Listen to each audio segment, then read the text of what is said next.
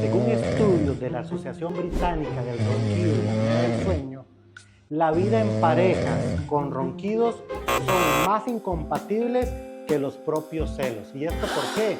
Porque muchas parejas con ronquido afectan la calidad de vida del sueño dentro del cuarto. Y no solo por eso, porque si el roncador hace apnea del sueño, hace paradas de respiración, esto es un problema de afectación cardiovascular, de afectación en la parte sexual, de afectación en el estado de ánimo y tiene problemas para el trabajo y para muchas cosas más.